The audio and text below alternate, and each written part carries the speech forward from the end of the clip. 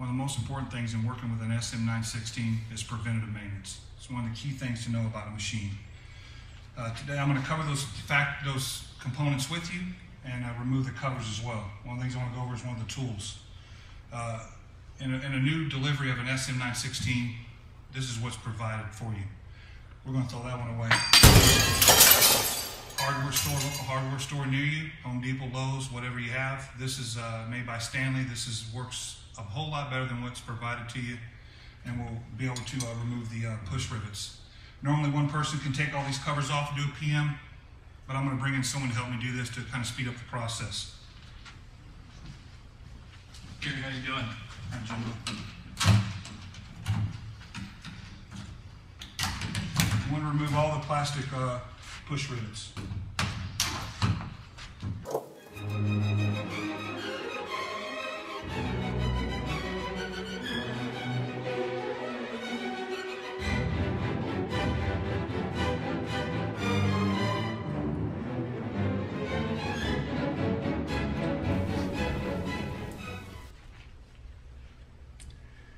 Now that I've taken the covers off, I want to show you a few preventative maintenance issues with the SM916. Once you get the covers off, the first thing you want to do is do an inspection of the chains and some other components with inside the undercarriage of the StepMill. The first thing you want to do is inspect the chains, and you want to look for a slack, too much slack in the chain where you get the steps that have a slope downward. You can look at that by the side view. As you can see here, the chain, the steps are hanging down, and that will cause a potential problem down the road if it keeps having too much slack in the chain. Eventually, on a 7000 PT, you'll notice that there's a mounting bracket right here. And on that mounting bracket that goes inside, it has your wiring harness hooked up for the main cable, which has been moved up here on the SM916. They moved it up about 11 inches to eliminate this kind of a problem whenever the chains got too much slack in them and they stretched and started rubbing on the wiring harness. You notice you have the steps hanging down here, and also you have some slack in the chain here. So if you do see that problem, the first thing you need to do is you need to make adjustments to the step chain. First thing you want to do is you need to loosen up the 2 9/16 bolts here and the 2 9/16 bolts below there on the pillow block bearings.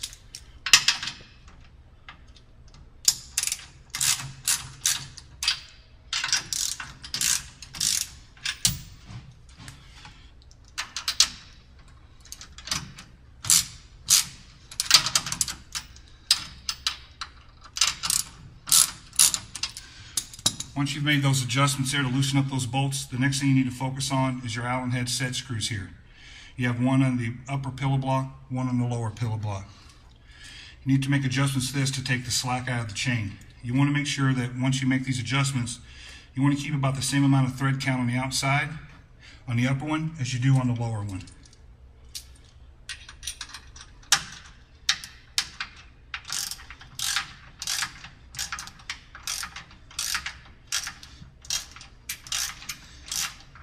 I'll start off with about 5 threads on the upper one. So now I'm going to move down to the lower one.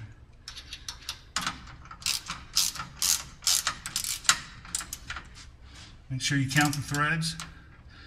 Got about 5 right there. And then once you have those adjusted where you want them and you've counted the threads, they're pretty close to even, you need to tighten back your 9/16 bolts on your pillow block bearings.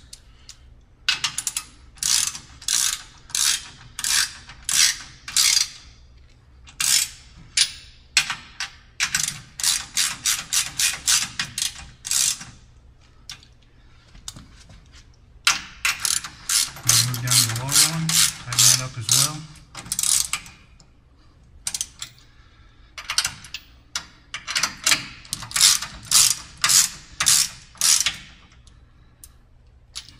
Once you got that tight, you do want to do a little deflection in the steps like so. Once you made those adjustments, you notice that there's no more slope in the chain, maybe just a little bit. Also, I've taken the slope and the slack out of the chain up here. So once you've done that, you've made the necessary adjustments on this side. If you notice you have a slope on the other side, you want to continue with the same adjustments that you made here on the other side as well. One of the other things you want to focus on is your step hinges. These step hinges, over time, a lot of sweat. You want to clean these up. If there's a lot of dust and debris in here, you want to wipe off each one of your steps And notice on this one has blue lithium grease. You can use blue. Today, for this purpose here, I'm going to go with some white lithium grease. And you want to lubricate each one of your step hinges with some grease. As you run a bead from one side to the other. And once you've put a bead like that, you can run your finger over a couple times over the step hinge, like so, and that keeps lubrication with inside the shaft that's inside the hinge there. You want to do that on all 8 of your step hinges. The next thing you want to focus on preventive maintenance is your bearing plate here. Your bearings that are on the step chain right around and right on this bearing plate here. On this one here, they've used blue lithium grease as well. And I always put a little lithium grease. You can use white or blue. And you want to run a little bit where you can see where the bearings have tracked on this bearing plate. Take your finger, run it down. If you get a little excess, I always put a little bit on the bearing there. It's not going to hurt anything to do that. Smooth it on that bearing plate so that those bearings, as they track around, can pick up that lithium grease.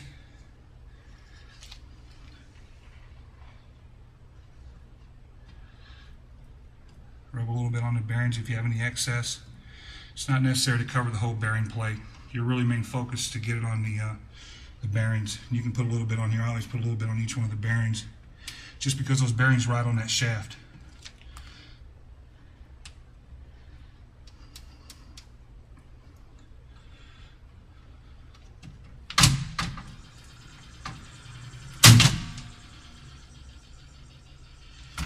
Once you can get a little more down here, you can rub it on that last bearing. Once you've done that, you want to do the same thing to the other side. Make sure you got some grease for the bearings to pick up and roll over. Rub some on the bearings themselves. Once you've done that in your step shafts, you pretty much covered as far as cleaning the steps with the rag. The other thing you want to do, if you see any debris inside here, as you can see, there's a lot of dust and stuff that's picked up in here. You want to take a clean rag.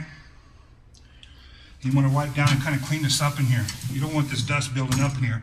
Anytime you put fresh grease on here, you want to make sure that you've wiped this down in here as best as you can get to keep it clean. When you're doing PMs like that, keep the dust and stuff away from the machine. This one here is pretty clean. But you can reach down in here. If you see any grease you got on the frame, you might want to pick that off there as well. Cleaning it up.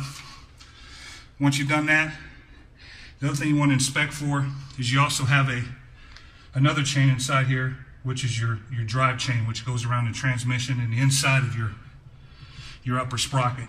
You want to make sure that that's nice and clean. The other thing you want to pay attention to on both of these chains is if you have any frozen links in there. And to look for those, sometimes you'll see a chain that'll be cockeyed up like that. It'll have a kink in it. If it has one like that, there's 2 ways to take care of it. One is you can try to lubricate it with some 30-weight motor oil or some tri-flow lubricant. Or if that doesn't take the kink out, you may have to ultimately end up replacing the chain.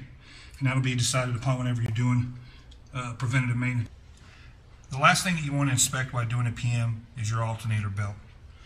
As you notice from this angle here, you can pinch the belt from side to side, and what you're looking for is any cracks, if their belt is frayed of any way. If you see that, you want to go ahead and replace that belt when you're doing a PM on a StepMill or SM916.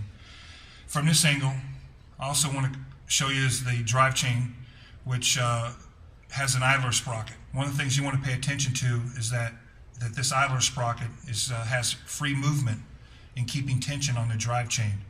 As you notice here, when I'm pushing up on it, you got some freedom with the idler sprocket. That's what you're looking for. You do not ever want to tighten this bolt because you notice there's some play in that. That's what that's designed for, to keep constant tension on the drive chain.